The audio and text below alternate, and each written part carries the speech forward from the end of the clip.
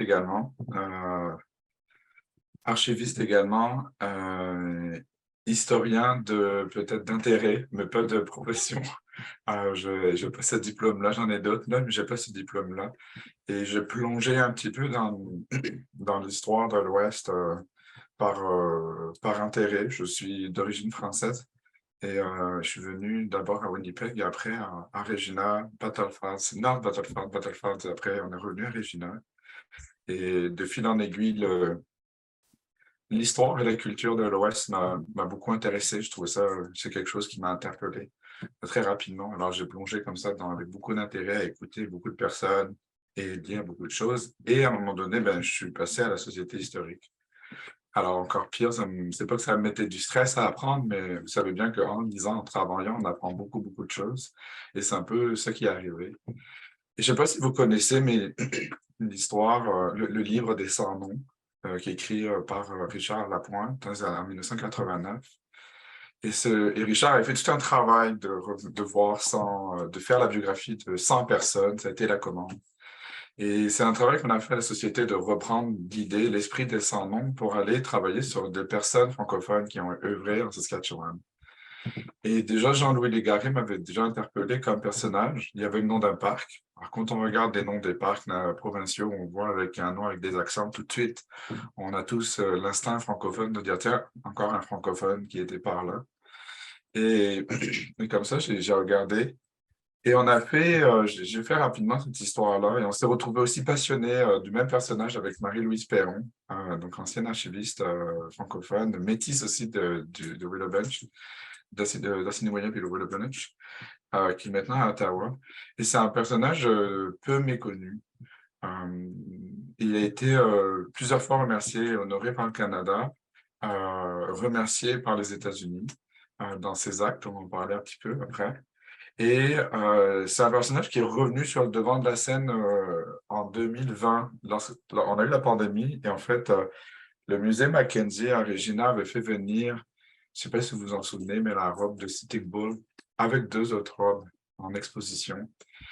Et je vais écouter un petit peu cet aspect-là était intéressant. Et moi, ça m'agaçait un petit peu parce qu'on faisait venir quelque chose d'extraordinaire. C'était une exposition incroyable.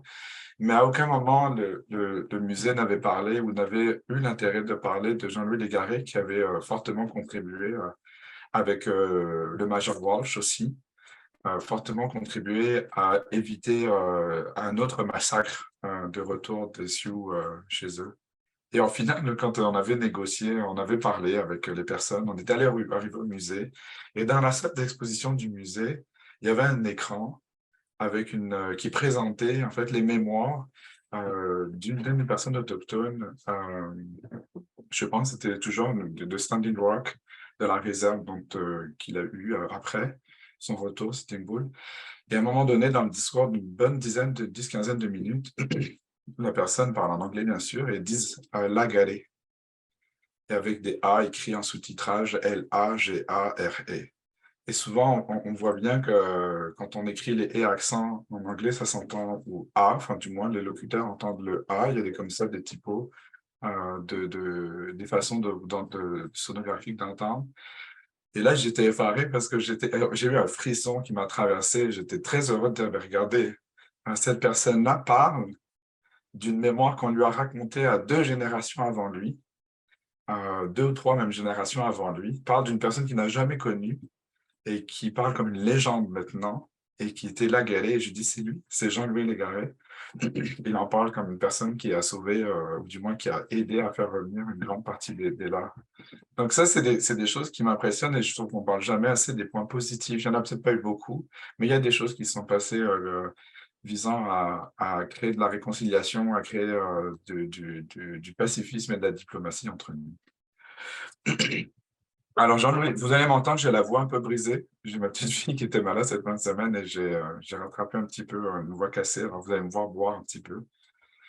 Alors, Jean-Louis Légaré, il est né, il n'est pas de la Saskatchewan ou de l'Ouest. Il est né le 25 octobre 1841 à Saint-Jacques-de-Lachigan. Alors, Saint-Jacques-de-Lachigan, c'est juste au-dessus de Repentigny, l'Assomption, pas très, très loin de Montréal. Il est né de son père François Xavier Légaré et Julie Mélençon. deux familles cultivateurs, pas très grande richesse, mais des grandes familles de l'époque, comme on peut connaître et qu'on a beaucoup, même dans l'Ouest, qu'on a eu beaucoup. Comme tous les jeunes à cet âge-là, à 24 ans, là, ils décident, on est en plein développement de la révolution industrielle. Les grandes villes européennes et les grandes villes de la côte Est font richesse avec les grandes manufactures. Alors, du coup, il décide lui aussi d'aller dans les grandes villes de l'Est, au cœur des États-Unis. Et là, il essaye. Alors, il commence à Providence, à Rhode Island, il va à New York, il va à Philadelphie. Et là, pendant quelques temps, il essaye, il n'y arrive pas, il ne trouve pas de travail. C'est pas mal difficile pour lui d'essayer de survivre à ça. C'est alors qu'il se retrouve à un moment donné jusqu'à Saint-Paul, jusqu'au Saint-Paul, au Minnesota.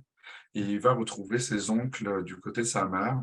Et il y va donc quelques 2 ans après, ses 24 ans, en 1865.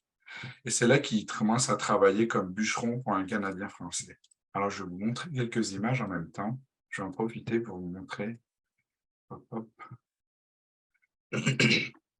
Alors là, on retrouve le Jean-Louis Légaré dans son jeune âge, une petite photo d'archives de Parc Canada.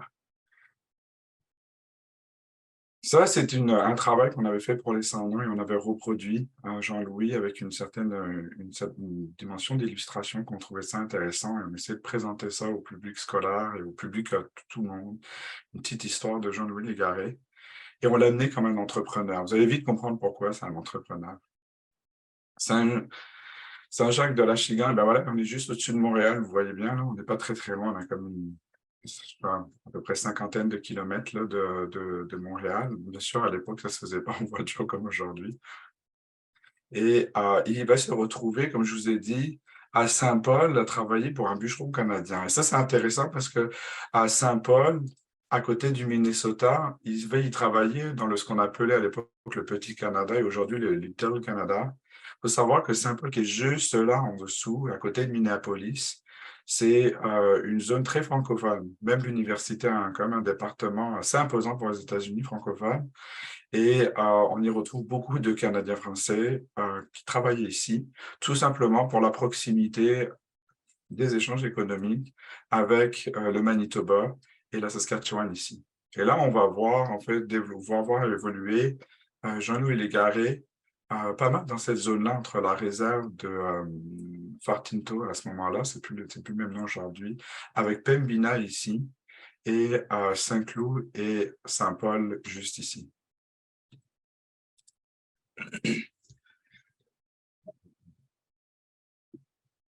Là, travailler pour bûcheron, ça lui convient pas beaucoup bien longtemps. Ça l'embête un petit peu, ça gagne pas beaucoup d'argent. On s'entend qu'il est encore jeune, il veut faire comme tous les jeunes, on veut tous faire fortune rapidement. Ben, lui aussi, à la même époque, il voulait faire ça. Donc là, il commence à travailler aussi dans une briqueterie à Saint-Cloud, à quelques kilomètres au-dessus du Minneapolis. Et pas de chance. La briquerie fait banqueroute. Fait que là, il se retrouve sans travail. Il est pas mal au fond du trou. Donc là, il commence à toucher le fond et il galère pas mal.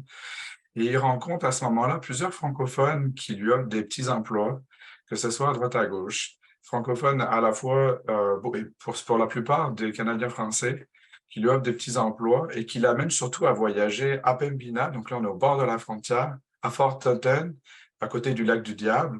Donc, Fort Totten, là, à ce moment-là, il y avait un camp métis et donc il va commencer à travailler pour un certain monsieur Antoine Ouellette, qui gérait un poste de traite avec son frère François et un poste de traite. Et dans ce fort, pardon, il y avait un camp métis et il faisait le poste de traite pour ce camp métis.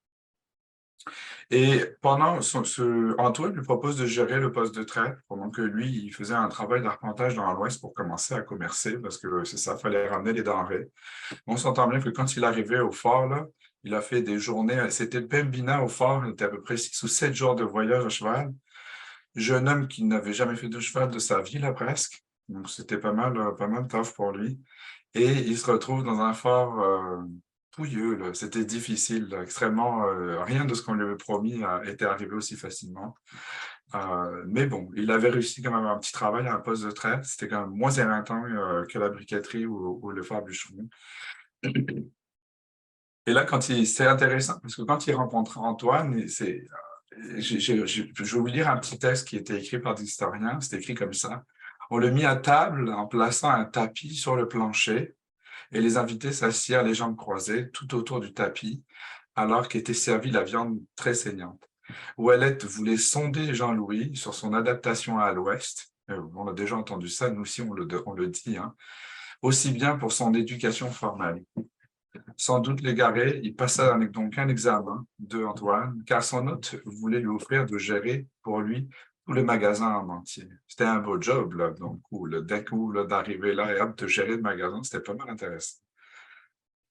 À ce moment-là, il passa pas mal d'hiver avec la famille de Ouellet et il effectue beaucoup de trajets entre le fort et Pembina pour des raisons commerciales. Le fort n'était pas constamment ouvert, dépendant des besoins économiques et commerciaux. Il alla même jusqu'au côté canadien de Mélita, donc qui est sur l'autre trait de la frontière. Et il revient aussi à Saint-Paul plusieurs fois, où il rencontra un autre traiteur qui s'appelle George Fisher. Et là, ça devient intéressant, parce que George Fisher, dans le fond, il a eu un gros travail de traite avec une quinzaine de chariots qu'il ramena du côté de Saint-Paul. C'est très éreintant. Il avait deux collègues avec lui qu'il avait embauchés et il était en train de revendre des palettes, tout simplement. George Fisher, il lui proposait un deal, dans le fond, avec George Fisher. Il lui dit, si on assemble nos palettes, on est capable de vendre à un bien meilleur prix tout ensemble et après, on se repartagera les coûts. Et là, c'est là que Fisher était impressionné par ses talents de commerçant et il lui proposa de remplacer Fisher à son poste de traite. Et son poste de traite, eh bien, c'est là qu'on va comprendre, c'est celui de la montagne de bois. Ou la petite montagne de bois, comme on dit, parce que la montagne de bois, il y en a deux. En fait, il y en a une qui est plus loin vers le parc, le parc des Prairies plus au sud, et la petite montagne de bois est celle qui est juste pas très loin de Willow Bench, juste à quelques kilomètres de Willow Bench. Là, à ce moment-là, il lui propose de récupérer un tiers des profits nets qu'il allait réaliser avec les marchandises. Et les marchandises, à ce moment-là, totalisaient une valeur de 2 000 $ de l'époque. Alors, je suis allé voir, j'étais curieux de savoir combien ça va, parce que c'est bien beau de dire 2 000 $ en 1869, quelque chose comme ça. Qu'est-ce que ça représente? Aujourd'hui, ça représente à peu près 42 000 $ de marchandises. C'est pas pire, c'est pas pire. Franchement, c'est pas mal. Donc, si on prend le 30%, à peu près, il a dû récupérer un 12 000 $ pour un hiver, c'est plutôt pas mal quand même. Et en plus de ça, il disposait de 15 charrettes et de 17 chevaux. Donc, ça veut dire qu'il était capable, en plus, de continuer à faire du marchandage. C'est à ce moment-là que Jean-Louis Légaré devient traiteur à son propre compte. Et on le retrouve, du coup, maintenant à la montagne de bois. Je regardais le petit Little Canada. OK.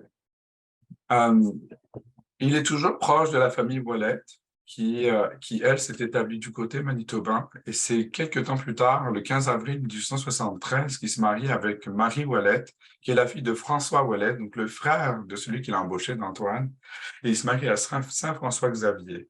Je sais pas si j'ai une carte de Saint-François-Xavier. Non, mais en fait, c'est une petite ville qui est située à peut-être une centaine de kilomètres à l'ouest de Winnipeg, mais vraiment directement à l'ouest de Winnipeg. Une centaine de kilomètres, c'est pas très, très loin de Winnipeg. Là, c'est une communauté, par contre, très métisse, établie par les Métis dès milieu du 19e siècle. Et donc, ce qui était intéressant à voir, si vous en souvenez, je vous disais que Jean-Louis Légaré était né au Québec de famille de cultivateurs, aujourd'hui qu'on appelle le Québec. Donc, lui, à ce moment-là, marié à Ouellette, Marie Ouellette, il est le seul non-métis de toute la bande métisse, en fait. Et on se retrouve avec un poste de traite vraiment intéressant. Et ça, j'aime ça souligner ça parce qu'en termes d'inclusion et de développement, c'est assez drôle. Et quand je vous disais tout à l'heure qu'il était pacificateur ou diplomate, peut-être que pacificateur, ça fait bizarre comme mot, mais on va dire diplomate, sa première action de diplomatie, il va la faire en 1875. Alors, il est toujours à la montagne de bois. Il a ramené Marie Ouellette à la montagne de bois en faisant un voyage de noces de quelques jours, bien sûr, sur le chemin. Et ils travaillent toujours là-bas et des métis se sont établis. Alors, les métis qui se sont établis dans l'Ouest, pourquoi? Ben, c'est tout simplement la recherche des bisons, exactement comme les Premières Nations. La chasse est le cœur de leur économie et de leur survie. Les bisons manquants dans le côté des prairies manitobaines, ils sont déplacés et effectivement, la montagne de bois offre une plaine immense et très fertile pour les bisons. Donc, en 1875, qu'est-ce qui se passe? Ben, c'est le chef de la petite coquille. Le nom autochtone, c'est ben, la petite coquille, c'est son vrai nom traduit, mais c'est Ayabé. Ah, je ne vais pas vous le dire, c'est horrible si je veux le dire n'importe comment, là, mais c'est un chef sauteux qui est venu voir la petite coquille, qui est venu voir Jean-Louis Légaré pour lui demander de l'accompagner à Washington, comme ça, là, du jour au lendemain presque pour négocier une réserve pour sa tribu. Fait que là, on est dans une dimension où Jean-Louis Garré commence déjà à être un très bon négociant et reconnu déjà comme une personne qui a un certain leadership et une personne qui sait bien négocier. Donc, c'est ça, la petite coquille et c'est une partie de sa bande lui demande, même insiste fortement à convaincre Jean Légaré pour l'accompagner à Washington et donc négocier une réserve et la protection de la part du gouvernement américain au Sauteux. Là, à ce moment-là, Jean Légaré accepte l'aide et les accompagne. Ça a pris pas mal de mois avant les négociations. Vous savez tous, les gouvernements, ça prend du temps. Même à l'époque, ça prenait du temps. Ça n'a pas changé aujourd'hui. Et en final, ça a pris, là, on est presque à 6 ou 5 mois. Le 11 avril 1876, que le gouvernement américain reconnut officiellement le chef et la réserve demandée par la petite coquille. Et en plus de ça, le gouvernement remboursa principalement les garés à hauteur de 1 375 $. On est déjà, si je me souviens bien, là, le 2 000 $, près à 40 000, autour de 30 000 $ d'aujourd'hui. Donc, il rembourse ça pour les frais de voyage. Fait que là, on est déjà dans une première action de diplomatie. Et bien sûr, une première action en entraîne une deuxième. Et c'est là que Jean-Louis Garré va se faire connaître beaucoup plus encore, le 20 novembre 1876. Et ça, tout le monde connaît un petit peu cette histoire.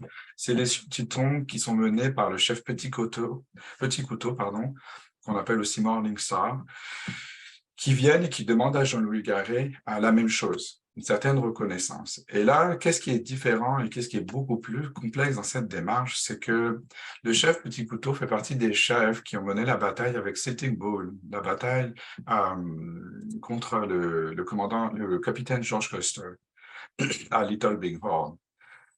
Donc là, à ce moment-là, on se retrouve dans une situation qui est passablement différente parce que les Sioux américains, les Lakota, qu'on appellerait, qui sont aussi de la famille des Lakota, arrivent au Canada en fuite et donc traversent la frontière volontairement pour aller trouver protection sous les terres de la grand-mère, comme il disait, de la reine. Et et alors, une histoire intéressante, je vais vous dire, je vais vous raconter, comme je vous disais tout à l'heure, l'exposition, la vidéo du descendant quand il parlait de Laguerre.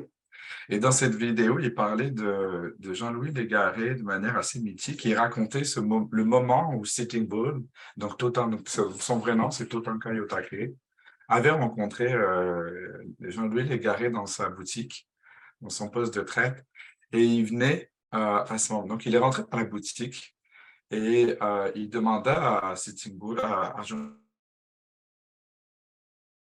aider et mener quelque chose, une dimension assez, dans une dimension et calmer dans le fond la communauté métisse pour éviter qu'il y ait tout échauffouré. Je vais vous raconter pourquoi aussi c'était un peu difficile à ce moment-là. Et la légende dit que Jean-Louis Garré aurait dit, écoute, en d'autres termes, tu me mets dans une posture très délicate et très complexe parce qu'il arrivait avec des milliers de Sioux. Quelquefois, il y en a qui disent des dizaines de milliers, on n'a même pas de chiffre réel pour ça. Et il lui dit, écoute, si tu arrives à abattre cet oiseau à une distance assez impressionnante dans le champ voisin, j'accepterai. Et là, à ce moment-là, Sitting Bull tire une flèche et arrive à battre l'oiseau à la distance. Il va chercher l'oiseau, prend l'oiseau, il le ramène à Sitting Bull. L'oiseau qui avait été transpercé d'une flèche, donc Sitting Bull avait enlevé la flèche, il arrive à le faire revivre et à le faire envoler de nouveau devant la face de Jean-Louis Légaré. Donc, c'est ça qui a raconté l'ancêtre, le descendant dans la vidéo, au Mackenzie. au musée Madame Mackenzie. C'était très légendaire. Est-ce que c'est vrai? J'en sais rien du tout. On est vraiment dans l'ordre d'une légende. Ça n'a pas été écrit. Et ça, c'est un aspect des mystères de Jean-Louis Légaré qu'avec Marie-Louise, on aimerait creuser. C'est parce que dans les notes de ses mémoires et dans les diverses notes qu'il menait, on ne sait pas pourquoi, mais le 20 novembre, à partir du 20 novembre 1876, on n'a plus rien. Littéralement, il n'y a plus de notes. On ne sait pas réellement ce qui s'est passé de sa propre voix, de son propre terme. Ça, c'est le côté mystérieux on ne comprend pas pourquoi ça n'a pas été écrit.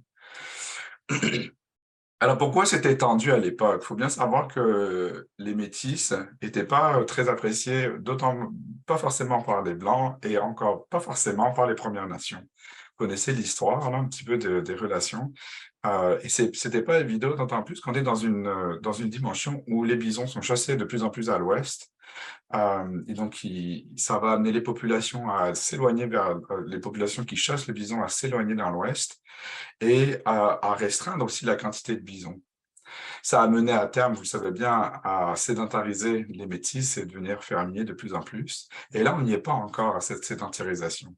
Les Métis qui viennent s'installer à la montagne de bois, les Premières Nations voient bien que c'est maintenant définitif, qu'ils doivent y rester. Et ça amène à des heurts de plus en plus violents entre les différentes communautés et les différentes nations. Alors, du coup, le travail de Jean-Louis Légaré, ce qui est intéressant, c'est qu'il était capable et reconnu comme tel de dialoguer avec les différentes nations parce qu'il faisait du commerce avec tout le monde. Et il n'était ni métis, ni Première Nation, et il était capable de travailler de manière d'assurer une sorte de paix dans la région pour maintenir bien sûr le commerce. On va pas, c'est pas quelque chose de cupide, c'est juste une logique économique. Il a besoin lui aussi de survivre et de faire survivre sa famille, mais du coup un acte aussi de faire survivre sa communauté, auquel il participe également passablement, enfin énormément au niveau financier également. Donc il y a une dimension qui est intéressante. On parlait tout à l'heure je parlais tout à l'heure de diplomate, mais il y a aussi une capacité d'un peu de paix, de maintenir une région la plus paisible possible en s'assurant que tout le monde y trouve son compte et que c'est pas évident, d'accord? Mais pas franchement évident. Euh, je vais prendre un petit verre d'eau, là, excusez-moi.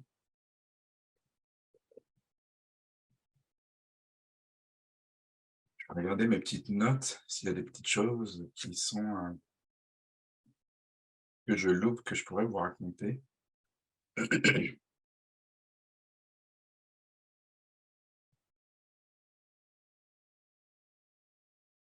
Pour quand le Sitting Bull est venu, ça a duré de 1877 qu'il arrive, 76, fin 76 jusqu'à 1881 que les Sioux sont arrivés.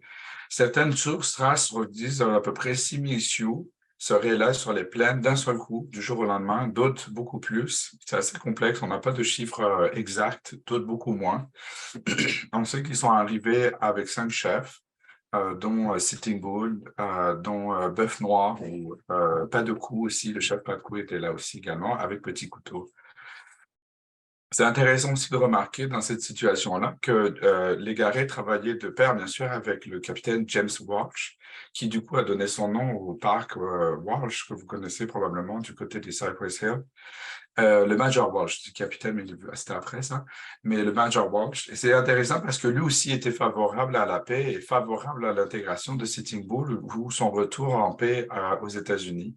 On se retrouve dans une configuration vraiment intéressante qui est complètement différente de ce qu'on a pu voir avec les résistances des Métis de la Rivière-Rouge ou la résistance de Batoche. On se retrouve avec un major qui fait partie de la police montée, un traitant négociant canadien-français qui travaille pour une communauté métisse en essayant de travailler en paix et de pacifier la région le plus possible. Euh, et au final, comment ça s'est résolu cette histoire-là? Ben, vous le savez, même malgré les demandes de Sitting Bull à essayer d'avoir une réserve et de disposer d'une réserve, d'une certaine tranquillité, ça n'a pas fonctionné. Le Canada n'a pas accepté ça, mais une négociation a réussi à être faite de la part entre de Légaré et surtout de Walsh pour ramener les Sioux et les chefs, dont bien sûr c'était Moule qui était le meneur à ce moment-là aux États-Unis. Encore une fois, Légaré y participe amplement, hommes, chevaux et armes, et ramène en convoi les Sioux petit à petit. La négociation, c'est qu'ils aient une réserve, tout simplement, où habiter et qu'ils puissent rester en vie, tout simplement. Ça a été fait pendant plusieurs années. Ils sont arrivés donc à Standing Rock, qui n'est pas du tout dans le même coin que là où ils étaient initialement en termes de vie, juste pour vous dire. Et on dit, de l'histoire pour Sitting Bull, on dit qu'il a participé au Wild West Show, comme Gabriel Dumont d'ailleurs a participé également, et il a été assassiné par la police américaine indienne dans des prétextes un peu bizarres, on va dire ça. D'accord? Pour Jean-Louis Légaré, son travail a été du coup de travailler de manière pacifique et a été, si je veux bien, remboursé le compte quand il y a eu un décompte de financier qui a été fait pour Jean-Louis Légaré parce qu'à ce moment-là, il finançait énormément. Dans les premières années, il y avait assez de bisons pour tout le monde. Imaginez 6 000 Sioux, plus les Autochtones présents sur le territoire, plus les Métis et certains fermiers pionniers qui pouvaient y être. Imaginez la quantité de bisons est partie très rapidement, très, très rapidement.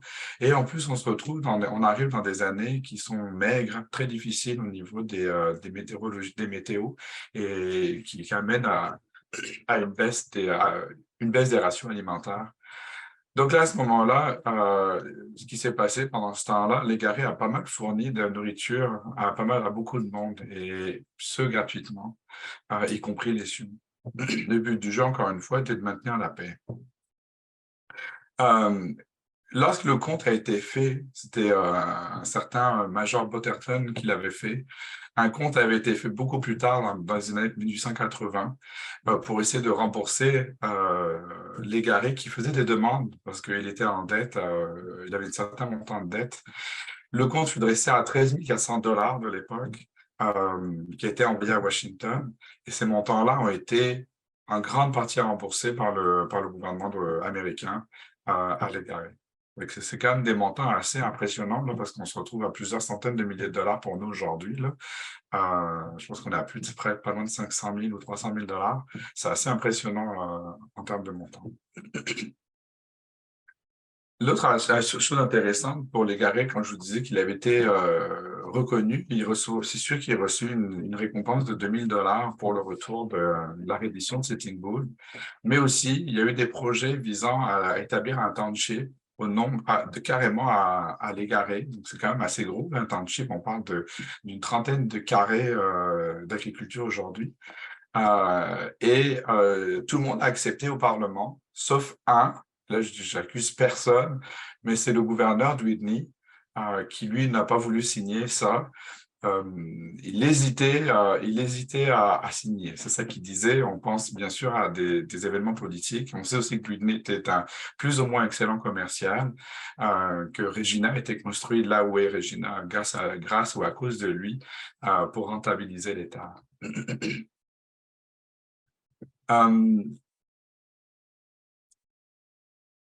Je vais vous parler d'un autre événement qui, juste après le travail qui s'est passé avec les Sioux, a été la dimension du développement, toute la rébellion, toute la résistance, pardon, de Batoche, menée par Gabriel Dumont, et qui a amené aussi Louis Riel à être présent pour une seconde fois.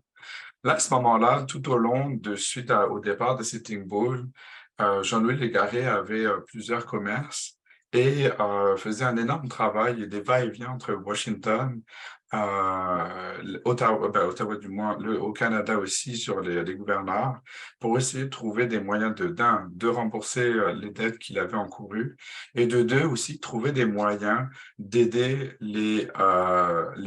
ses clientèles, principalement métisses, à survivre aux situations difficiles. Dans les années 70, comme je vous le disais tout à l'heure, on se retrouve devant une déségrégation alimentaire. Ça devient très difficile de survivre et les métis commencent à peiner beaucoup. Lorsqu'il est revenu du côté de Moujja, il eut vent de la résistance qui commençait à Batoche. Et c'est là qu'à ce moment-là, encore une fois, Légaré, grâce à sa stabilité, son jugement, et son côté diplomate a joué un grand, grand rôle. Les Métis avaient manqué beaucoup de travail et certains annonçaient une révolte et une rébellion à Mousja, là où il y avait le gouverneur Whitney. Euh, donc, on est dans le même temps où il y a une résistance qui est aussi à Batoche. Alors, je vous laisse imaginer la situation, là. Si on se retrouve avec deux résistances dans deux cœurs comme ça démographiques, ça aurait pu être assez violent et mener à bien d'autres choses dans l'histoire. Et c'est là qu'elle arrivait, quand Légaré arriva de retour de Washington avec son convoi à Moujdia, le gouverneur Dudney est télégraphié et arrive et exigea de Légaré de faire partir ses hommes. Et là, il dit, Légaré il déclare qu'il ne peut pas, parce que ce n'est pas ses hommes, c'est des gens qui vivent ici. Mais par contre, il dit, donnez-moi de quoi les payer, de les nourrir, et tout ira bien. C'est là que ça devient intéressant, parce que la situation a changé de face, comme on pourrait dire, et ça a mené aussi à des dissensions, c'est-à-dire que le gouvernement avait besoin d'éviter que la résistance de Batoche gagne le sud de la province et les Métis du sud. Les grandes zones de peuplement métis, à partir de Saint-Laurent, Manitoba, se retrouvent dans le nord du côté de Batoche et dans le sud du côté de Willow Bunch. C'est comme ça que les deux grands convois se sont tournés. Donc, c'est certain que si les deux zones, enfin, du moins les deux groupes métis commençaient à s'enflammer, ça devenait très, très complexe pour le gouvernement à gérer. Là, il n'y avait pas assez d'hommes pour gérer tout ça et la situation devenait ingérable, tout simplement. Donc, ce que proposa, dans le fond, Jules Garrett, c'est d'embaucher, de créer une milice, tout simplement, non gouvernementale, une milice de métis qui pouvait s'assurer de protéger, de calmer ou de pacifier la zone. Et c'est ce qui arriva. Dudney embaucha, donc, du moins, donna le financement pour 45 métis engagés.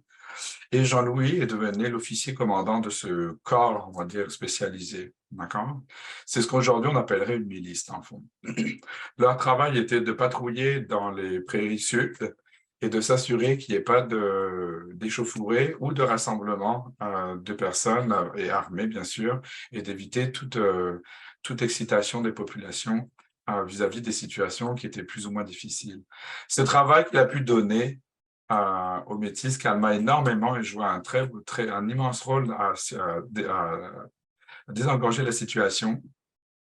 L'autre chose aussi, c'est que dans les négociations, Jean-Louis obtient également des graines de semences diverses et variées, de quoi ensemencer des terrains et de faire de la culture à Willow Bunch.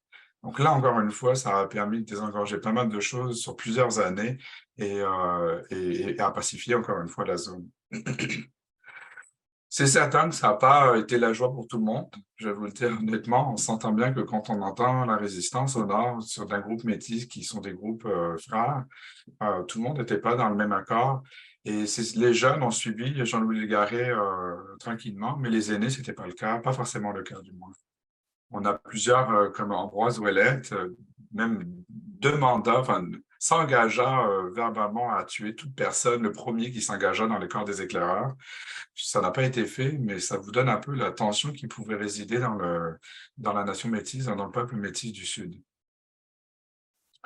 À la fin de la résistance de 1885, comme vous savez, le gouvernement fédéral donna des scripts à tous les métis qui sont nés dans l'Ouest, après 1870, c'était la date.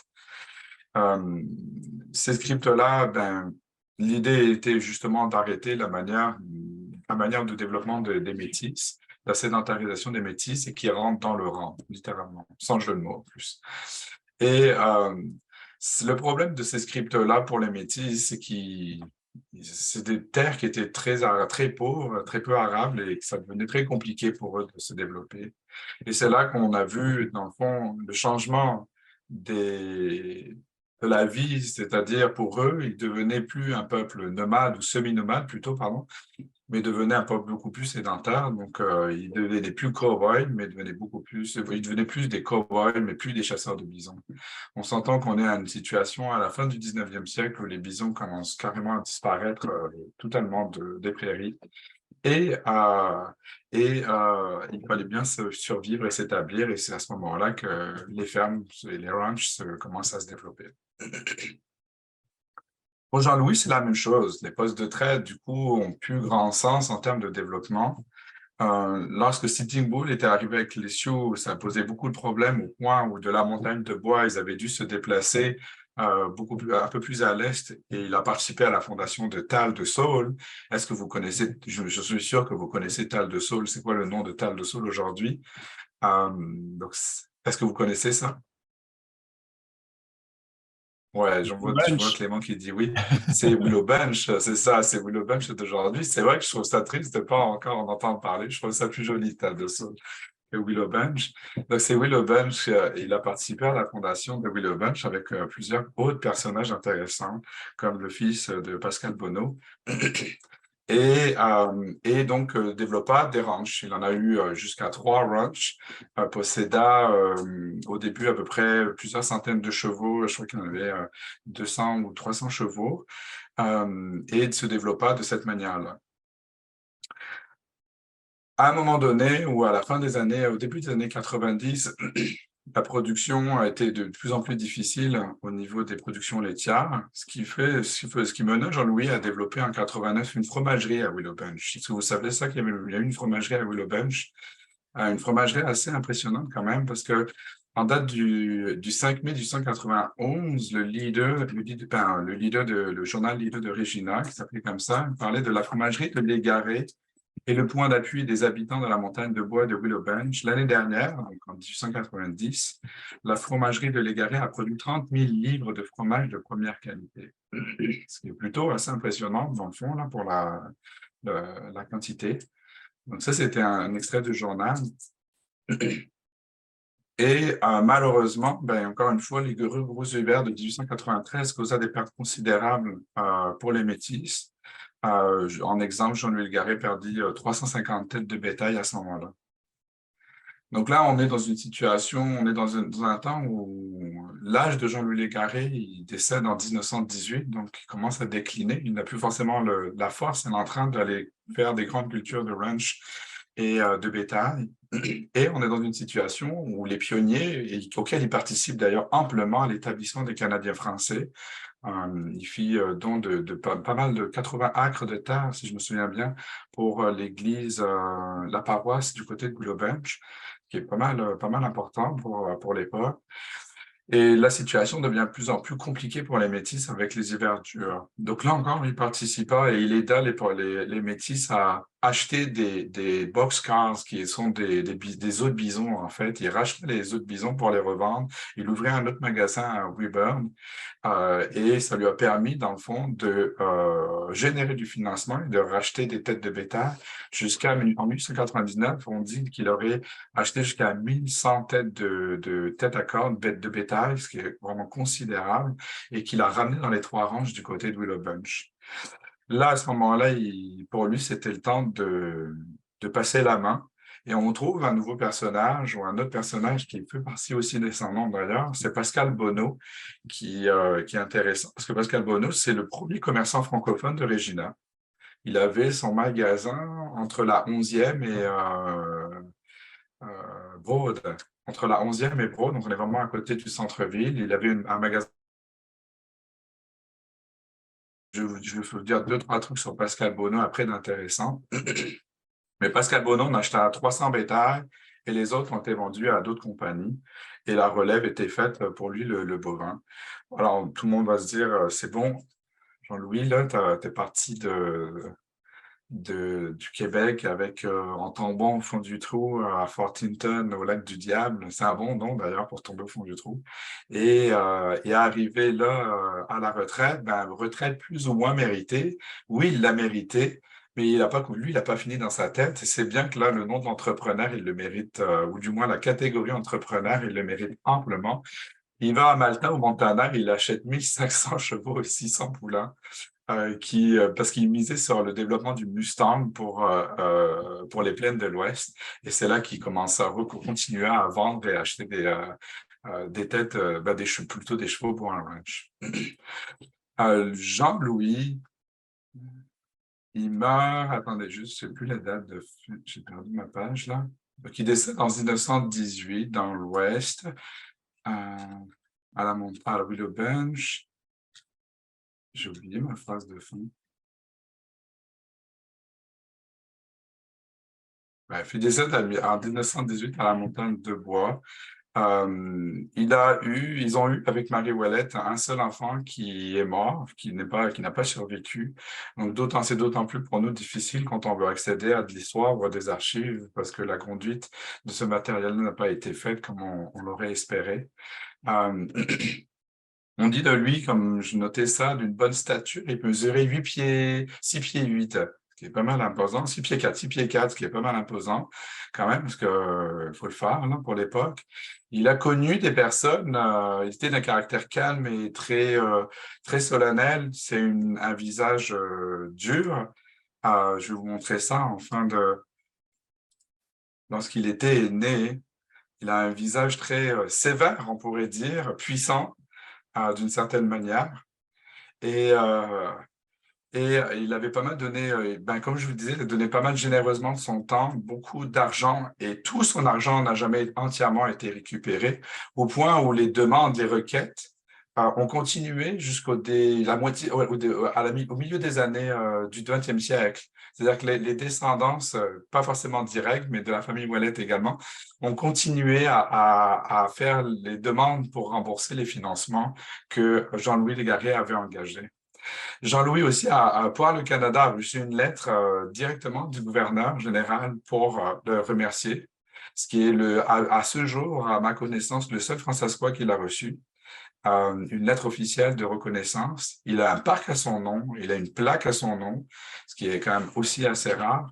Et ça, c'est pour ça aussi pour moi que je trouve ce personnage assez légendaire. C'est que je n'en trouve pas ayant vu ça. Et ce que je trouvais ça aussi intéressant, c'est qu'en travaillant sur les sans-noms, beaucoup d'autres personnages tournent autour de lui. Alors, je vous parlais de Pascal Bonneau tout à l'heure et ses enfants, et les 3 enfants Pascal Bonneau, dont Tréflé, qui a été l'un des fondateurs, le premier maire de Willowbench.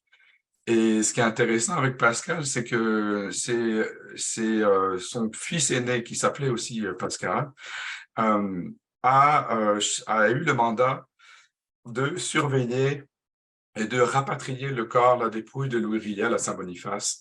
Et imaginez donc, pendant 3 jours, pendant 3 nuits, ils avaient enterré, c'est sous ses épaules que Louis Riel a été détaché. Donc, à partir du moment de la pendaison, Louis Riel n'a pas été touché par le gouvernement. C'est directement des Canadiens français ils ont évité le plus possible de métis qui en ont pris soin pour le ramener. Donc, Louis Riel a été mis sous la chapelle de l'époque, chapelle de l'église francophone, dans la nef. Pascal et les 3 fils se relayaient armés, assis littéralement dessus le plancher pendant les 3 nuits, avant de le mettre en convoi très armé, ramené à Saint-Boniface. Et à Saint-Boniface, le réel est enterré avec une chape de béton encore aujourd'hui. Hein. Il y a une chape de béton sur sa tombe devant la cathédrale. C'est pas devant la cathédrale, mais juste à côté. Donc ça, c'est un premier personnage. Un autre personnage que vous connaissiez, c'est Édouard Beaupré. Il y a des photos de lui, je dois en avoir une qui traîne par là, mais il y a des photos de lui avec Édouard Beaupré. Ah oui, ici, attendez, je vais vous la montrer. Donc là, on retrouve Légaré encore assis. À un certain moment, il est toujours assis. Et Édouard Beaupré, qui était juste à côté, puis qu'il a connu le personnage d'Édouard Beaupré. Il a connu le personnage Kachou, que j'aime beaucoup. C'est un personnage qui n'a pas fait quelque chose d'extraordinaire, mais il a dépassé la centaine d'années. Donc, quand je lisais sa biographie, imaginez-nous ce personnage. Il l'a embauché plusieurs fois. C'était un excellent tireur, un excellent cow-boy de l'époque, un excellent chasseur également. Mais ce bonhomme-là, Alexandre McGillis, dit Kachou, il a vécu plus de 100 ans, donc il a connu les chariots métis et il a connu la fusée. Imaginez-vous, là, dans une vie, moi je trouve ça extraordinaire, tout simplement, je trouve ça fou, en fait, de voir les prairies au sens quasiment pur et de voir tout le développement qui s'est passé parce que dans les années 60, on se retrouve avec quand même des villes pleinement développées. Là. Donc ça, c'est des personnages pour moi qui sont fantastiques. Euh, il est mort en 1918, donc juste après la guerre, et il n'a pas forcément connu le développement très fort de la province et pas non plus participé au développement de la province. Mais c'est de ça qu'on dit du personnage Légaré. Euh, Petite chose de mémoire, je le disais à la radio hier, quand je vous parlais de Pascal Bonneau, à l'époque, le lieutenant, quand il y a eu Louis Riel, a été ramené, et ça, c'est une mémoire, on ne pourra jamais le prouver, encore une fois, un petit peu de légende entourant ça. On dit que donc Louis Riel a été ramené et été mis en prison pendant plusieurs jours en attente de son jugement. Et la petite fille, une enfant de Bonneau, qui, elle, descendait de l'escalier, c'est comme ça qu'elle le racontait, avait vu, en fait, le lieutenant-gouverneur rentrer donc, chez elle, chez son père Pascal, et discuter, en fait, de l'évasion de Louis Riel, d'organiser l'évasion de Louis Riel. Et à ce moment-là, on se retrouvait avec Légaré qui aidait, en fait, cette évasion-là, Pascal Bonneau également, qui avait, du coup, l'influence à Regina et dans les alentours de Regina, et le lieutenant-gouverneur. Pourquoi ça? La supposition était que d'éviter tout embrasement, parce que la tension, je pense, qui était extrêmement forte au niveau des Métis et des Premières Nations.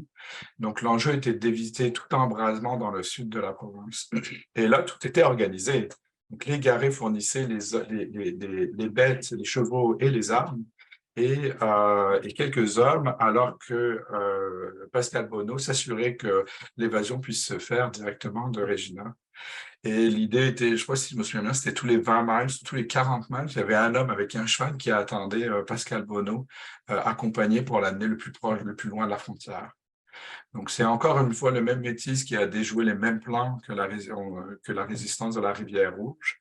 Euh, Nolan, si je me souviens bien, et qui aurait déjoué ces plans-là, qui n'a pas permis, bien sûr, de l'évasion de Louis Riel. Donc, encore une fois, là, c'est une légende. Est-ce que c'est vrai? Est-ce qu'elle a entendu ça comme ça? Est-ce qu'à travers le temps, vous savez que la nostalgie transforme nos souvenirs aussi? Est-ce que c'est comme ça qu'elle a entendu? Mais quoi qu'il en soit, ça ne change pas quand même la grandeur de l'histoire et la beauté poétique des choses, un peu comme l'oiseau tout à l'heure que je vous racontais. Donc, c'est pour ça que Légaré, pour moi, m'impressionne beaucoup, en fait. C'est un personnage, sa résilience, le côté pacificateur, de travailler à s'assurer depuis toujours, dans le fond, depuis qu'il était tout jeune, à s'assurer de garder une paix durable dans l'environnement dans lequel il vivait.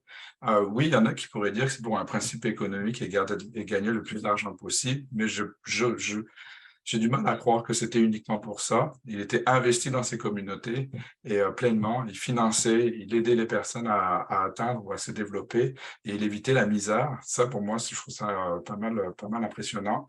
C'est certain que quand j'avais râlé à la maison au Mackenzie, je râle beaucoup. Les gens me connaissent souvent pour me dire je râle, je rentre dedans. Mais le musée d'art Mackenzie, ça aussi ça a permis de changer un peu leur vision de voir les choses et de leur dire que nous, on est fiers d'avoir des francophones comme ça et des Françaisois comme ça qui vont contribuer à l'histoire et que c'est important pour nous de les mettre en avant de cette manière-là, y compris même si c'est effectivement la robe de Cité Bull à ce moment-là qui a été mise en avant. Mais pour nous, à travers cette histoire-là, on a un francophone qui agit de manière majeure, entre autres, dans cette histoire-là, mais pas que. Donc, c'est pour ça j'ai hésité entre plein de personnages, là, comme ceux qui étaient là au début, là, j'en parlais d'autres, mais j'avais choisi ce personnage-là pour vous raconter ce que c'est un de mes préférés. Je ne sais pas si y a des petites questions, vous voulez discuter.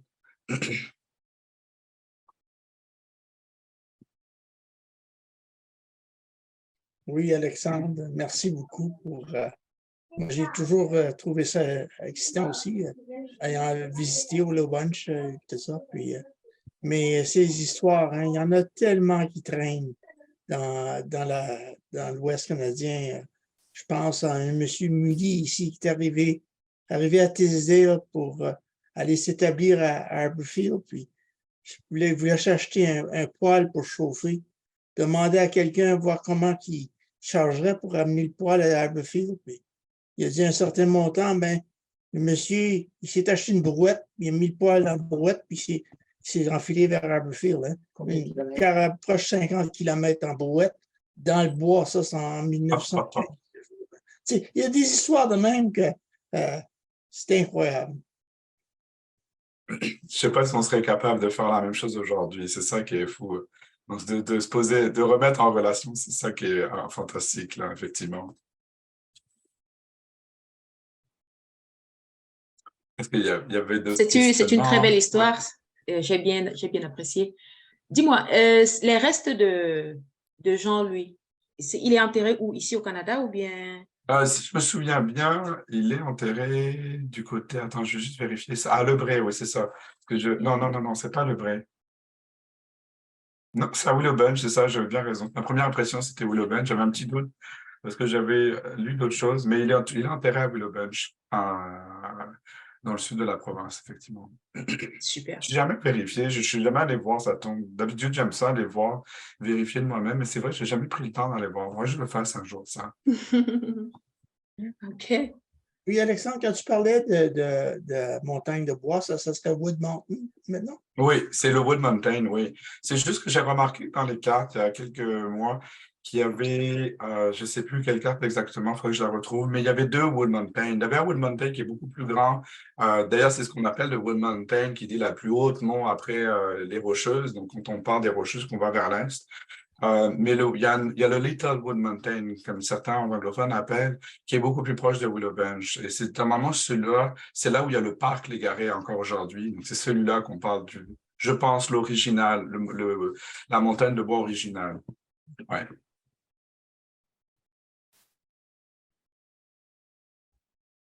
Alors, j'avoue que je ne connaissais pas en fait cette histoire de Jean-Louis Légaré. Je suis allé à Willowbench plusieurs fois, j'avais vu ce nom, mais bon, je n'en connaissais pas plus. Maintenant, ça me donne envie de retourner à Willowbench et Ouais. de voir ça. Alors, merci Ah beaucoup, oui. Alexandre. C'était vraiment très bien, très instructif.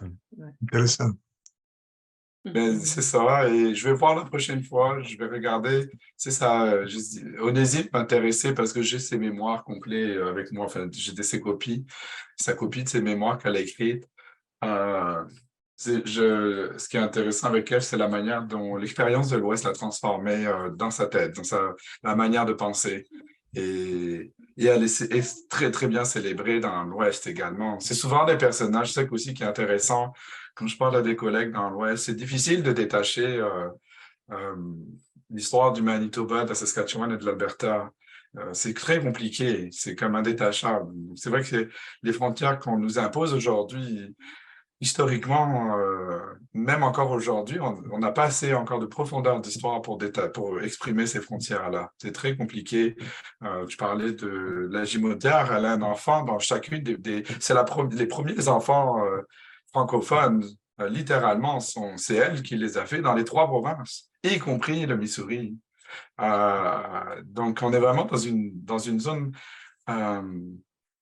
où je trouve ça important de signifier cet aspect-là, ou même dans nos mandats, on a eu quelquefois des discussions complètement, ça paraît farfelu, mais de parler, est-ce que les mandats des organismes d'histoire, on devrait se cantonner aux frontières, on devrait s'élargir à quelque chose de beaucoup plus réaliste dans les histoires. Mais c'est ça, donc il y a plein Onésime a travaillé, elle a agi dans les trois provinces également. Tout le monde voulait la chaler, là, comme vous voulez la garder pour eux. C'est intéressant. Et il y en a d'autres que j'hésitais. Police montée Gagnon, j'ai oublié son prénom, Joseph Gagnon, je crois que c'est Joseph Gagnon, qui lui a espionné Louis Riel et les métis de Gabriel Dumont. Oui. Mais et il était police montée, il était premier commandant de la division dépôt, donc la division 0. Beau-fils du lieutenant-gouverneur Royal, qu'on connaît parce que c'est le premier lieutenant-gouverneur des prairies du nord-ouest de l'ouest. Et c'est intéressant parce que une fois qu'il a rendu ses galons, qu'il était donc à la retraite, là, il a parlé. Et c'est là qu'il avait clairement dit, qu'il a dit à la presse à un moment donné que le gouvernement MacDonald avait joué exprès, avait joué de sorte que d'énerver les Métis et de les provoquer à la résistance, à se soulever en fait. Et c'est intéressant de voir parce que lui a contribué, il était commandant à ce moment-là, donc il avait des instructions directes du gouvernement. Là. Donc c'est vraiment intéressant d'entendre ça. On n'aura jamais de preuves physiques, bien sûr, mais de cette mémoire-là, je trouve ça intéressant d'entendre ça. Et c'est le seul, d'ailleurs, c'est grâce à lui qu'on connaît la météo de l'époque dans les prairies, parce que quand il a fait la grande marche vers l'ouest, donc sur la Yellowhead, c'est lui qui chaque jour notait la météo, le montant de bétail qui restait, les chariots brisés et tout. Et grâce à lui, on connaît donc la météo de l'époque et on peut comparer jusqu'à un peu plus d'une centaine d'années. C'est intéressant. C'est des choses comme ça qui, moi, ça me fascine voir comment des personnes y arrivent. Et il y en a plein. Comme tu disais, Clément, il y a beaucoup de choses à dire. Il y a des choses tristes, c'est certain, mais il y a des choses très belles à raconter aussi. Oui. Ouais. Moi, je vois vraiment, comme tu parlais de Mademoiselle Dorval, moi, ça me touche un peu parce que sa sépulture se trouve à côté de mon plus vieux frère à Duck Lake. Ah, ben oui. Et ma marraine a connu Mademoiselle Dorval très, très bien. C'est ça, j'entends quelquefois des personnes qui nous disent ça, que juste la génération d'avant a connu Mademoiselle Dorval. Ils disaient souvent, elle était dure, mais elle était juste. Et ça, j'entends souvent ça. Elle était exigeante, très dure, mais juste. Et ouais, bien des personnes, c'est ça. Je suis fasciné de ce genre de choses, ces petits secrets-là. Mais oui, il y en a plein d'autres. Alors, on va voir, je vais essayer de réfléchir à qu'est-ce que je pourrais faire la prochaine fois, ou si quelqu'un d'autre est intéressé, on va voir. Je vais te revenir, Christelle, rapidement. D'accord, merci beaucoup, Alexandre. Bon, là, il est 15 heures passées, on va se séparer. Merci beaucoup pour ta belle présentation. Bye bye à tout le monde, portez-vous bien. Merci. Bye. Bye bye. Bye. Wow. Au revoir.